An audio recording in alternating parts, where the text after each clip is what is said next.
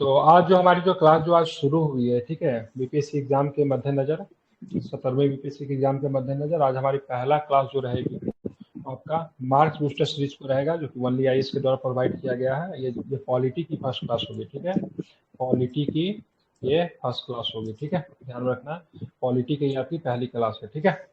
चलिए, तो आप देखोगे यहाँ पे जो सबसे पहली जो हमारा जो टॉपिक जो निकल कर आता है पॉलिटी में, कौन सा टॉपिक है, तो संविधान सभा का इतिहास, भारतीय संविधान की मुख्य विशेषताएं, भारतीय संविधान के भाग, ठीक है, भारतीय संविधान की अनुसूचियां, अन्य देशों से किए गए उपबंध, माइक बंद करके रखिए, ठीक है। ये पांचों टॉपिक को क्या करने वाले हम लोग अभी कंप्लीट करने वाले हैं, ठीक है। कौन कौन से टॉपिक को कंप्लीट करेंगे? संविधान सभा के इतिहास को कंप्लीट करेंगे, ठीक है, भारतीय संविधान के मुख्य विशेषताओं को कंप्लीट करेंगे, भारतीय संविधान के भाग को कंप्लीट करेंगे, ठीक है, भारतीय संविधान की अनुसूची को कंप्लीट करेंगे, अन्य देशों से किए गए उपबंध को शामिल करेंगे, उसके अलावा भी होगा तो कुछ करेंगे, लेकिन फिलहाल अभी इतने टॉपिक को हम लोगों ने कवर किया, ठीक है। तो संविधान का जब इतिहास आप देखते हो तो सबसे पहली बात, ठीक है, सबसे पहले संविधान की मांग किसके द्वारा की गई, ठीक है, बेसिक क्वेश्चन आपके सामने, ठीक है। संविधान की मांग की बात करेंगे तो संविधान की मांग सबसे पहले 1934 में, ठीक है, एम एन रॉ ने किया था। किसने किया था? तो एम एन रॉ ने संविधान सभा का विचार सबसे पहले प्रस्तुत किया था, ठीक है। तो किसके द्वारा सबसे पहले संविधान सभा के विचार को प्रस्तुत किया गया? तो एम एन रॉ के द्वारा, ठीक है। कब किया गया तो क्या बताएंगे? कब किया गया? तो 1934 में, ठीक है। किसके द्वारा? तो एम एन रॉ के द्वारा, ठीक है, ध्यान रखेंगे। एम एन रॉ के द्वारा संविधान सभा का विचार सबसे पहले प्रस्तुत किया गया, महत्वपूर्ण है, इसे आप लोग ध्यान में रखना, ठीक है। आप चलते हैं साल आती है 1938 की, ठीक है। 1938 में क्या होता है? तो जवाहरलाल नेहरू ने घोषणा की स्वतंत्र भारत के संविधान को बिना किसी बाहरी हस्तक्षेप के बनाया जाना चाहिए, ठीक है। तो 1938 में आपको ध्यान रखना है, पहली बार मतलब ये डिमांड किया गया से भारत का जो संविधान जो बनेगा, ठीक है, वो किसी बाहरी हस्तक्षेप के बनेगा, ठीक है, ध्यान में रखना, ठीक है। और संविधान का निर्माण वयस्क मताधिकार के आधार पर निर्वाचित संविधान सभा के द्वारा किया जाना चाहिए, ठीक है।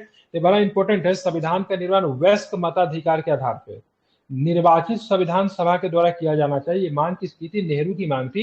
हालांकि ये मांग जो था फुलफिल नहीं हो पाता, ये वाला तो फुलफिल हो जाता है। जवाहरलाल नेहरू ने घोषणा की तो स्वतंत्र भारत के संविधान को बिना किसी बाहरी हस्तक्षेप के द्वारा बनाया जाएगा, ये बिल्कुल सही है, ठीक है। लेकिन संविधान का निर्माण वयस्क मताधिकार के आधार पर निर्वाचित संविधान सभा के द्वारा किया जाएगा, ये मांग जो था पूरा नहीं होता, क्योंकि संविधान सभा के जो सदस्य जो चुने आए थे वो वयस्क मताधिकार के आधार पर नहीं आए थे, प्रांतीय विधानसभा से चुनकर आए थे, ठीक है। अब आता है 1940, ठीक है। सैद्धांतिक रूप से पहली बार संविधान सभा की मांग को अंग्रेजों ने वर्ष 1940 में अगस्त प्रस्ताव के रूप में स्वीकार लिया, ठीक है। तो 1940 में अगस्त प्रस्ताव आता है तो संविधान सभा की मांग को मतलब ब्रिटिश के द्वारा स्वीकार कर लिया गया था, ठीक है। तो अगस्त प्रस्ताव 1940, ठीक है। आप चलेंगे वर्ष आता है 1942 का। इसमें क्या होता है? तो स्टेट फोर्ट क्रिप्स एक स्वतंत्र संविधान बनाने के लिए एक मसौदा प्रस्ताव के साथ भारत आए, ठीक है। और स्टेट फोर्ट क्रिप्स का जो था क्रिप्स मिशन जो था उसको अस्वीकार किसके द्वारा कर दिया गया? तो मुस्लिम लीग ने मतलब इस मिशन को क्या किया? अस्वीकार कर दिया, ठीक है। तो क्रिप्स के जो प्रस्ताव जो थे उसको स्वीकार किसने कर दिया? मुस्लिम लीग ने जो था अस्वीकार कर दिया, ठीक है, ध्यान में से रखेंगे। अब आ जाता 1946 का। तो इस साल जो मिशन जो आता है उसको बोलते हैं कैबिनेट मिशन, ठीक है। कैबिनेट मिशन भारत भेजा गया जिसमें 2 संविधान सभाओं के विचार को खारिज कर दिया, ठीक है। कैबिनेट मिशन ने 2 संविधान सभाओं के विचार को खारिज कर दिया था, ठीक है। मतलब 2 नेशन थ्योरी की बात कैबिनेट मिशन नहीं चाहती थी, इसलिए संविधान सभा की स्थापना के लिए कैबिनेट मिशन योजना के अनुसार मतलब क्या कर गया? निर्वाचन कराए गए, ठीक है। और यहाँ पे जो उद्देश्य प्रस्ताव जो था जवाहरलाल नेहरू के द्वारा प्रस्तुत किया, जो कि आगे चल के उद्देश्य प्रस्ताव ही मतलब क्या बना? तो प्रस्तावना बना, ठीक है, ध्यान में क्या बना? तो प्रस्तावना जो था यही उद्देश्य प्रस्ताव जो था यही आगे चल के आपका क्या बनता? प्रस्तावना बन जाता है, ठीक है। अब तारीख आती है 22 जुलाई 1947 को। तो 22 जुलाई 1947 को संघ का राष्ट्रीय झंडा अपनाया जाता है, जो कि मतलब क्या था? तिरंगा था, ठीक है। जिसका डिजाइन की बात करेंगे तो तिरंगा का डिजाइन जो पिंगली वकैया नामक फ्रीडम फाइटर जी ने तैयार किया था, ठीक है। तो पिंगली वकैया जो कि मतलब आंध्र प्रदेश से आते थे, उन्होंने मतलब इसका डिजाइन को तैयार किया था, ठीक है। मई 1949 में राष्ट्रमंडल में भारत की सदस्यता की पुष्टि की गई, लेकिन राष्ट्रमंडल का सदस्य भारत जो है अपने शर्तों से है, ठीक है। भारत जब चाहे राष्ट्रमंडल का सदस्य से अलग भी हो सकता है, इसलिए भारत को संपूर्णता को लेकर आप क्वेश्चन नहीं कर सकते थे भारत राष्ट्रमंडल का सदस्य कैसे। हालांकि राष्ट्रमंडल के सदस्य वही देश है जो कभी ना कभी ब्रिटिश के मतलब उपनिवेशिक सत्ता के अधीन रहा है, ठीक है, ध्यान में रखेंगे, ठीक है। लेकिन यहाँ पे भारत अपने शर्तों से, इसलिए भारत की संप्रभुता को क्वेश्चन नहीं किया जा सकता, ठीक है। अब आते 26 नवंबर 1949 का दिन आता है, जिस दिन क्या होता है? संविधान सभा को अंगीकृत किया जाता है, ठीक है। तो संविधान सभा द्वारा संविधान को अंगीकृत किया जाता है, ठीक है। तो संविधान को अंगीकृत कैसे किया जाता है, तो संविधान सभा के द्वारा संविधान को अंगीकृत किया जाता है, ठीक है। 24 जनवरी 1950 को, यहाँ पे मैंने क्या बताया था, तिरपल आर, ठीक है। आर फॉर क्या होगा, राष्ट्रगान। आर फॉर क्या होगा, राष्ट्रीय गीत। आर फॉर क्या होगा, राष्ट्रपति, ठीक है।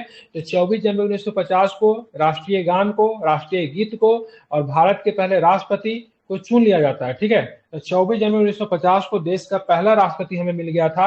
लेकिन अभी तक हम लोग जो थे गणतंत्र नहीं हुए थे, अभी तक हम लोग एक तरह से देखेंगे तो डोमिनियन स्टेटस के तौर पे काम कर रहे थे। ब्रिटिश का ही मतलब एक तरह का अधिराज्य थे, ठीक है। लेकिन हम लोग पूरी तरीके से संप्रभु जो हो गए, जब हमारा संविधान जब लागू होता है तो 26 जनवरी 1950 को हम लोग क्या कहलाए, संप्रभु कहलाए, जब हमारा संविधान पूरी तरीके से लागू हो गया, ठीक है। तो ये तारीख की बात करेंगे, ये बहुत ही महत्वपूर्ण तारीख था। आई एम रिपीटिंग अगेन, सुनिएगा। 1934 में सबसे पहले एम.एन. रॉ के द्वारा संविधान सभा का विचार को प्रस्तुत किया गया। एम.एन. रॉ का पूरा नाम था मनंद नाथ राव, भारत में कम्युनिस्ट पार्टी के संस्थापक थे। 1920 में ताशकंद में इन्होंने कम्युनिस्ट पार्टी की नींव रखी थी। भारत में भी कानपुर में कम्युनिस्ट पार्टी की स्थापना करने का श्रेय इन्हीं को जाता है, ठीक है। 1934 की बात करेंगे, हरिपुरा का सेशन था 1938 वाला, हरिपुरा था ना 1938 में, 34 हाँ ठीक है। 1938 का हरिपुरा का सेशन, तो वहाँ पे जवाहरलाल नेहरू ने घोषणा की कि स्वतंत्र भारत में संविधान को बिना किसी बाहरी हस्तक्षेप से बनाया जाएगा और भारत का संविधान वयस्क मताधिकार के आधार पर निर्वाचित संविधान सभा के द्वारा किया जाना चाहिए, ठीक है। उसके बाद सबसे पहली बार ब्रिटिशर्स ने संविधान सभा की मांग को, ठीक है, स्वीकारा था, अगस्त प्रस्ताव में स्वीकारा था, ठीक है। बाद में क्रिप्स मिशन आता है, लेकिन क्रिप्स मिशन के प्रस्तावों को मुस्लिम लीग जो है अस्वीकार कर देती है।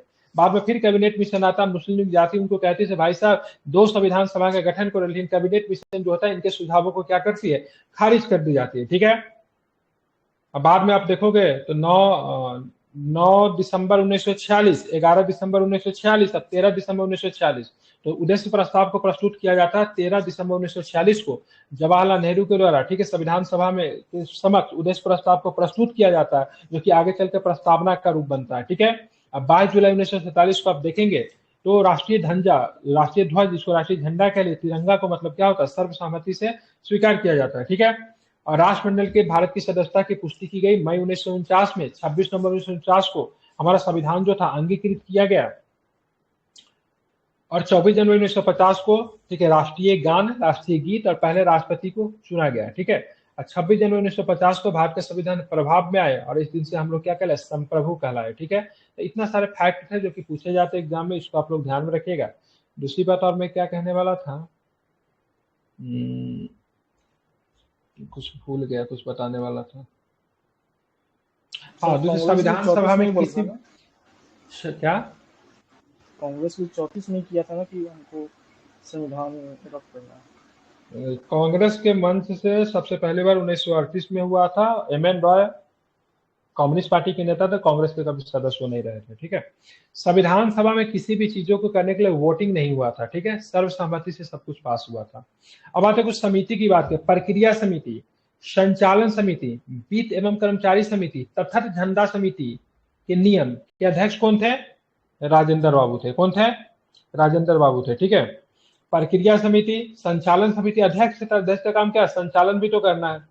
वित्त एवं कर्मचारी समिति, ये कई बार पूछा जाता था। झंडा समिति के नियम के अध्यक्ष कौन थे, तो राजेंद्र बाबू, ठीक है, ध्यान में रखना है। अब यहाँ पे देखेंगे एक प्रश्न, ठीक है। यहाँ पे मौलिक अधिकारों, अल्पसंख्यक, जनजातीय क्षेत्र और बहिष्कृत क्षेत्रों पर सलाहकार समिति कौन थे, इसका नाम ही नहीं दिया है। पटेल जी नीचे, सरदार पटेल आगे में पटेल साहब होंगे, ठीक है। और साथ में प्रांतीय संविधान समिति के कौन थे, पटेल साहब थे, ठीक है। अब आते संघ शक्ति समिति, संघीय संविधान समिति, राज्य समिति, राज्यों के साथ बातचीत करने के लिए कौन थे, तो जवाहरलाल नेहरू साहब थे, ठीक है। ध्यान में फिर से मैं रिपीट कर रहा हूं, ठीक है। मौलिक अधिकार, अल्पसंख्यक, जनजातीय क्षेत्रों और बहिष्कृत क्षेत्रों पर सलाहकार समिति और साथ में प्रांतीय, ठीक है, संविधान समिति के अध्यक्ष कौन थे, तो सरदार पटेल साहब थे। संघ शक्ति समिति, संघीय संविधान समिति, राज्य समिति, जो कि राज्यों के साथ बातचीत करने के लिए किनके पास था, तो जवाहरलाल नेहरू जी के पास। मौलिक अधिकार की एक उप समिति भी बनी थी और अल्पसंख्यक उप समिति बनी थी। तो मौलिक अधिकार की उप समिति की बात करेंगे तो जेबी कृपलानी जी के पास थी, ठीक है। वैसे मौलिक अधिकार किनके पास था, तो पटेल साहब के पास, लेकिन उसकी उप समिति की बात करेंगे तो जेबी कृपलानी साहब के पास मतलब उप समिति थी, ठीक है। अल्पसंख्यक उप समिति किनके पास थी? तो एससी मुखर्जी के पास अल्पसंख्यक उप समिति थी।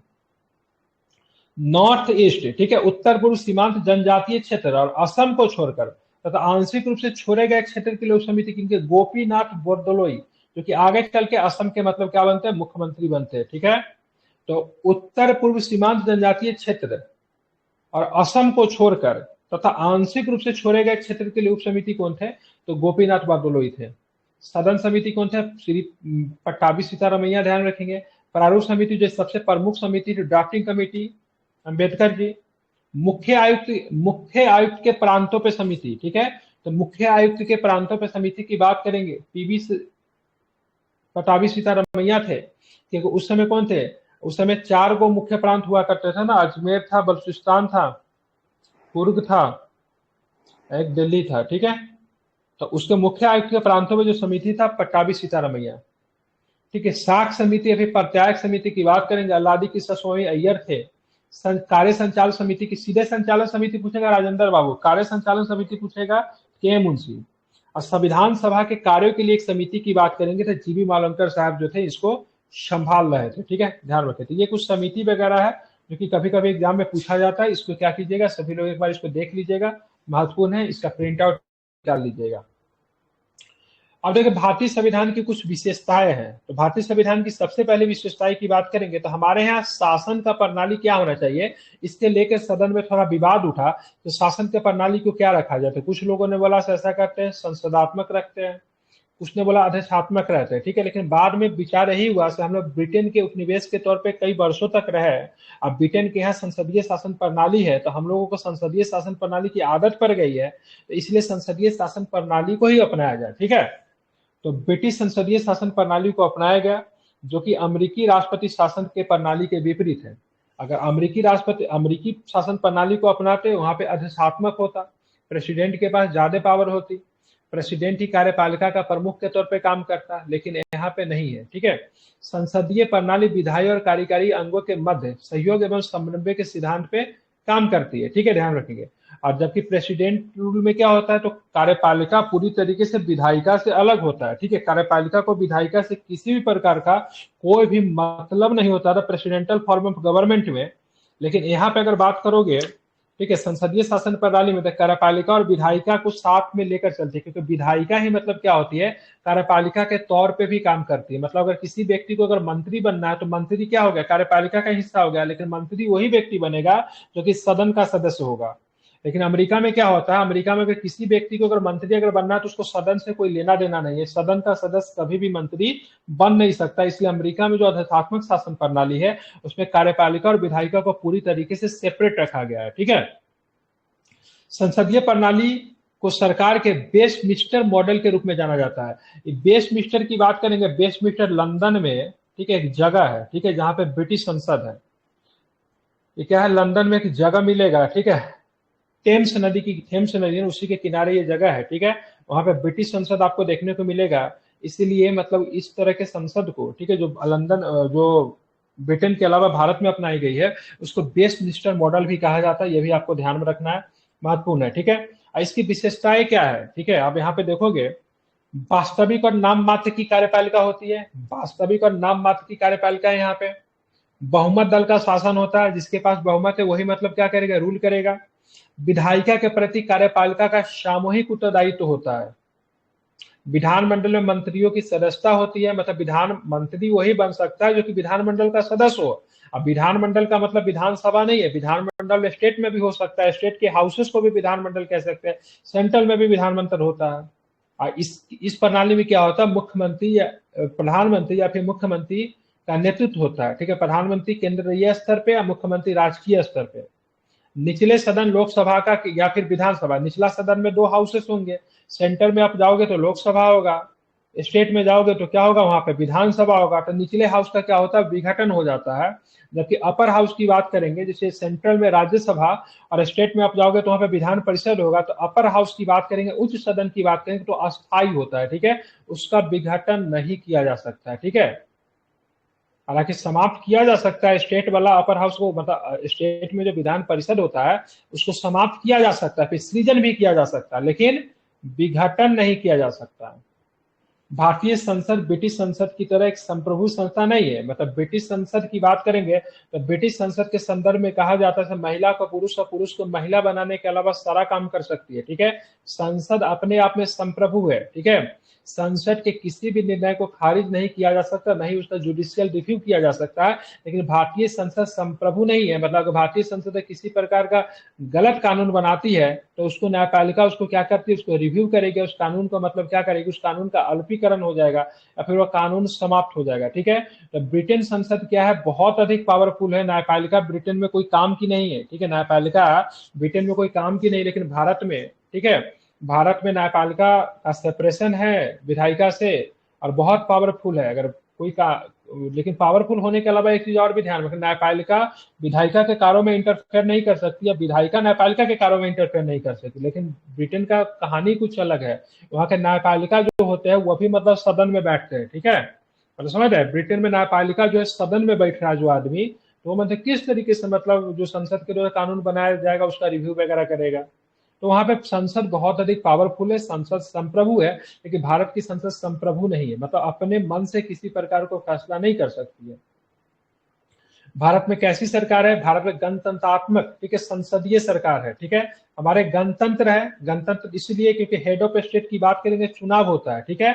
गणतंत्र में क्या होता है, हेड ऑफ स्टेट का चुनाव होता है। हमारे हेड ऑफ स्टेट में राष्ट्रपति, तो राष्ट्रपति हमारे यहाँ क्या है, वंशानुगत नहीं है, ठीक है। क्या होता है, उनका चुनाव होता है। मतलब राष्ट्रपति हमारे क्या है, निर्वाचित प्रमुख हमारे होते हैं। राष्ट्र के जो प्रमुख जो है निर्वाचित होते हैं। जबकि बात करेंगे डेमोक्रेसी, तो आपको यहाँ पर भी देखने को मिलेगा, क्या बोलते हैं, डेमोक्रेसी तो आपको ब्रिटेन में भी है, लेकिन वहां पर राष्ट्र प्रमुख की बात करेंगे वह वंशानुगत होता है। इसलिए ब्रिटेन को गणतंत्र नहीं बोल सकते हैं, वहां पर संवैधानिक राजतंत्र होता है। क्योंकि संविधान है और साथ में राजतंत्र, इसलिए ब्रिटेन में क्या है, संवैधानिक राजतंत्र है, ठीक है। भूटान में क्या है, तो भूटान में भी डेमोक्रेसी है लेकिन साथ में राजतंत्र है, संवैधानिक राजतंत्र वहां पर भी आपको देखने को मिलेगा। भारत में क्या है, भारत में गणतंत्र है, ठीक है। आप चलोगे, हम लोग आते हैं भाग के ऊपर बात करते हैं, ठीक है।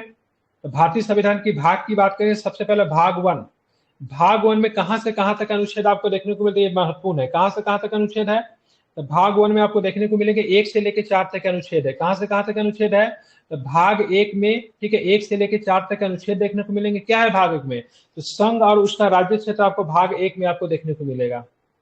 एग्जाम में पूछा जाएगा, तो बताओ सर भाग 1 में कहां से कहां तक अनुच्छेद है, तो 1 से लेकर 4 तक। और उसमें क्या देखने को मिलेगा, तो संघ और उसका राज्य क्षेत्र आपको देखने को मिलेगा, ठीक है। भाग 2 में आपको क्या देखने को मिलेगा, भाग 2 में नागरिकता है, सिटीजनशिप, ठीक है। कहां से कहां तक है, 5 से लेकर 11 तक आपको भाग 1 में आपको देखने को मिलेगा। भाग में 3 में क्या है, फंडामेंटल राइट है। कुछ लोग गलती कर देते हैं भाग 3 और भाग 4 में, ठीक है। भाग 3 में फंडामेंटल राइट है। अब भाग 3 के अनुच्छेद की बात करेंगे तो आपको 12 से लेकर 35 तक देखने को मिलेगा। लेकिन मूल रूप से फंडामेंटल राइट के आर्टिकल्स की बात करेंगे ना, तो 13 से लेकर 32 तक ही होता है, ठीक है। क्योंकि 12वां नंबर आर्टिकल्स क्या करे, राज्यों को डिफाइन करता है। 33वां 34वां 35वां नंबर आर्टिकल्स की बात करेंगे तो एक तरह से मौलिक अधिकार पे प्रतिबंधित करने के लिए बनाया गया, न कि मतलब मौलिक अधिकार को सुशोभित करता है, ठीक है। तो मुख्यतः 13 से 32 तक है। लेकिन आप लोग भाग 3 में जो मौलिक अधिकार है वो 12 से लेकर 35 तक आपको दिखेगा, इसको याद रखेंगे, ठीक है। भाग 4 की बात करेंगे तो directive principle of state policy, जिसको बोलते हैं राज्य के नीति निर्देशक सिद्धांत, जो कि अनुच्छेद कहां तक है, 36 से लेकर 51 तक आपको देखने को मिलेंगे। मौलिक कर्तव्य की बात करेंगे, बाद में इसको शामिल किया गया, 1976 में शामिल किया गया था, इसीलिए इसका 4 के क में रखा गया, ठीक है। 4 के क में रखा गया। अगर अनुच्छेद की बात करेंगे तो 51 के क में आपको देखने को मिलता है। अब आते हैं संघ की बात करेंगे, संघ आपको 5 में देखने को मिलेगा, ठीक है। यहां से बहुत पूछा जाता है। 52 से लेकर 151 तक आपको संघ है। राज्य की बात करेंगे तो 52 से लेकर 237 तक आपको राज्य है। फिर से रिपीट कर रहा हूं, ये भूल जाते हैं सभी लोग, ठीक है। तो 52 से लेकर 151 तक आपको क्या देखने को मिलेगा, संघ आपको देखने को मिलेगा। 52 से लेकर 237 तक आपको क्या देखने को मिलेगा, राज्य आपको देखने को मिलेगा। तब भाग 5 में आपको संघ है, भाग 6 की बात करेंगे राज्य है, ठीक है। 7वां अनुच्छेद को, राज्यों से संबंधित पहली अनुसूची का भाग ख जो होता था, 7वां अनुच्छेद निश्चित कर दिया गया है, ठीक है, ध्यान रखेंगे, ठीक है। 8वां में क्या मिलेगा, 8वां में संघ राज्य क्षेत्र मिलेगा। पहला देखिए, 5 में क्या है, संघ है, 6 में क्या है, राज्य है, 8 में क्या है, तो 7 तो है नहीं, तो 8 में क्या है, संघ राज्य क्षेत्र मिलेगा। और 239 से लेके 200, ठीक है, 42 तक है, ठीक है, जिसमें 239 का डबल है जो कि दिल्ली से संबंधित है, बड़ा चर्चा में रहता है, ठीक है। पंचायत की बात करेंगे तो पंचायत आपको कहां से कहां 243 से लेके 243 के ओ तक मिलेगा, ठीक है, 243 से लेके 243 के ओ तक मिलेगा, ठीक है। किस भाग में पंचायत? पंचायत आपको भाग 9 में मिलेगा, ठीक है। और 9 के क में आपको क्या मिलेगा? तो 9 के क में आपको मिलेगा, सॉरी 9 में बोल रहा हूं, ठीक है ना,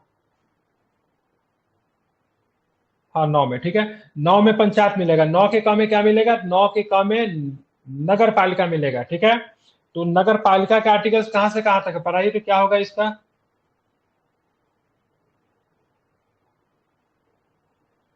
क्या होगा? कहां तक होगा?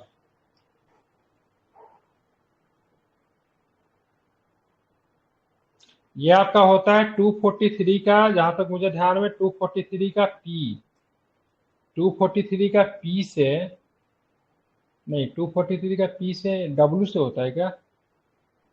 मुझे इसका अनुसार ये पर देखना पड़ेगा इसका क्या है, ठीक है, बस चेक कर लीजिए इसको।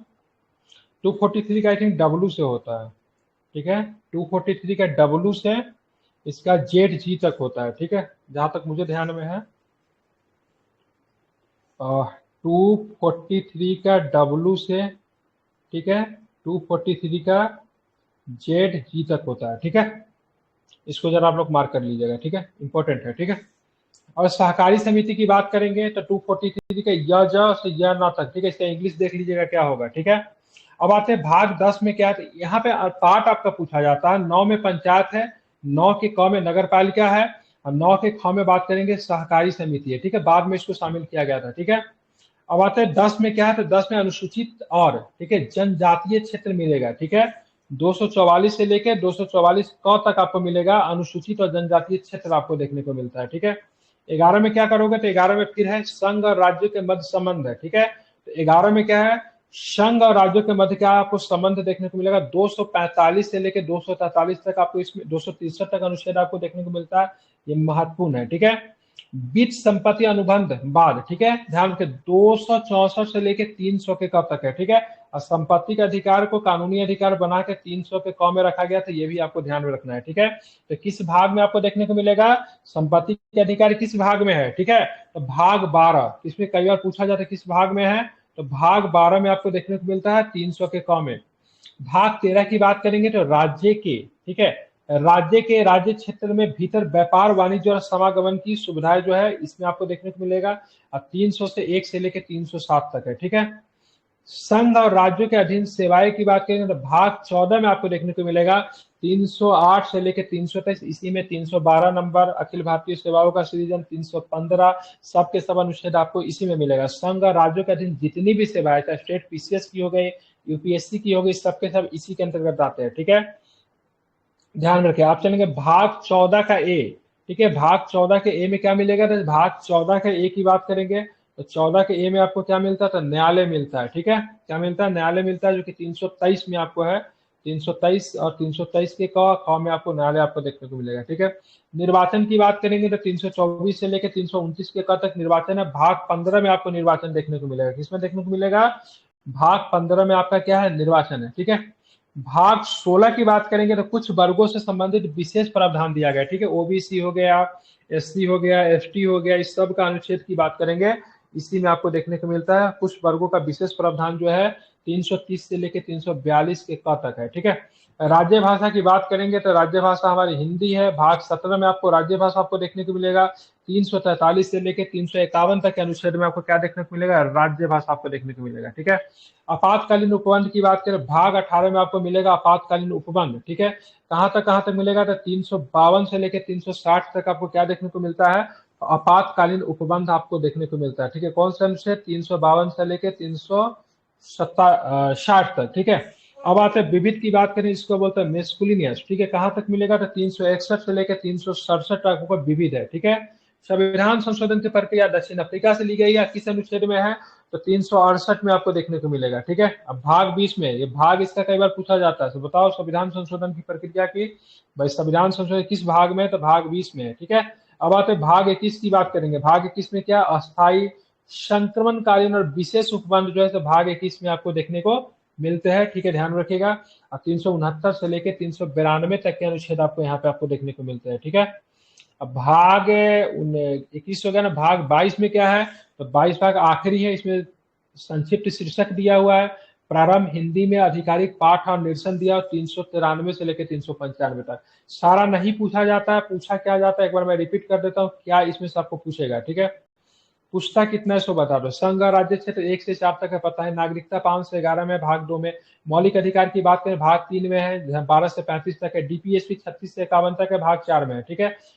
मौलिक कर्तव्य कई बार पूछा गया है, बहुत इंपॉर्टेंट है, 51 के क में है, ठीक है, भाग 4 के ए में, ठीक है। भाग 5 में आपको संघ आपको देखने को मिलता है, 52 से 151 में संघ है, ठीक है। फिर 151 से 237 में आपको क्या मिलेगा, राज्य मिलेगा, ठीक है, ध्यान रखेंगे। और संघ राज्य क्षेत्र किसमें मिलेगा, 239 से लेके 242 में, भाग 8 में, ठीक है। पंचायत आपको 9 में मिलता है, 243 से लेके 243 के ओ तक है, ठीक है। नगर पालिका की बात करेंगे तो 9 के क में नगर पालिका, 243 के डब्ल्यू से लेके 243 जेड जी तक। ये मैंने अनुमान से लिखा हूँ, ठीक है, मुझे जेड जी तो याद था, डब्ल्यू नहीं पता है मुझे, डब्ल्यू ही याद आ रहा था, एक बार चेक कर लीजिएगा। सहकारी समिति की बात करेंगे तो आपको ध्यान में रखना है, भाग 9 के ख में आपको देखने को मिलेगा। 10 में क्या अनुसूचित और जनजातीय क्षेत्र है, बात करेंगे। 11 में क्या है, 11 वाला संघ और राज्य क्षेत्र के मध्य संबंध है, जिसमें 245 से लेकर 263 तक अंतर्राज्यीय राज्य परिषद वगैरह जो भी अनुच्छेद है सब इसी में आएगा, ठीक है। संपत्ति के अधिकार की बात करेंगे, लीगल अधिकार बन गया है, ठीक है। कानूनी अधिकार है, भाग 12 में आपको देखने को मिलता है, 264 से लेकर 300 के क तक के अनुच्छेद आपको देखने को मिलता है। और 300 के क में आपको क्या है, तो संपत्ति के अधिकार है, ये भी आपको ध्यान में रखना है, इंपॉर्टेंट है, ठीक है। तो 300 के क में आपको क्या देखने को मिलेगा, तो संपत्ति का अधिकार, ठीक है। भारत के राज्य क्षेत्र के भीतर व्यापार वाणिज्य की समागमन की बात करेंगे तो 301 से लेकर 307 तक है, ठीक है। संघ और राज्यों के अधीन सेवाएं की बात, यूपीएससी, स्टेट पीसीएस वगैरह सब आता है, 308 से लेकर 323 तक है। डिटेल्स में अनुच्छेद हम लोग पढ़ेंगे, दिक्कत की बात नहीं है। न्यायालय की बात करेंगे तो 323 के क और 323 के ख में। निर्वाचन जानते हैं भाग 15 में, इसका भाग कई बार पूछा गया एग्जाम में, ठीक है। तो निर्वाचन की बात करेंगे भाग 15 में आपको देखने को मिलता है।